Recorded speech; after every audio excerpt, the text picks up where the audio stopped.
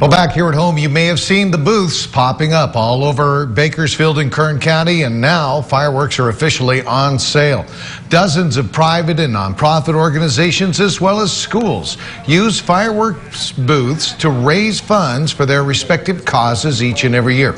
All registered booths sell the safe and sane variety of fireworks. We caught up with the United Veterans of Kern County at their fireworks stand here in Bakersfield. What we do is provide recreational activities for veterans, softball, we have a billiards league, we have a bowling league, so this is what our fundraiser's for, so come out and support us.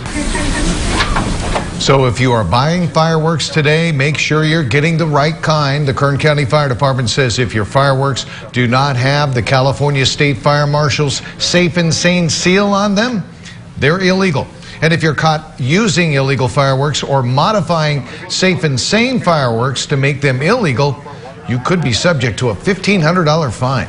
Also, the time you set them off is important. From now until Saturday, you can only set off safe and sane fireworks between 9 a.m. and midnight. On July 4th, you can light off fireworks between 9 a.m. and 12:30 a.m. the next day, giving you an extra 30 minutes. We have a list of fireworks rules for Kern County and various cities on our website, kget.com. Just click on the hot link icon.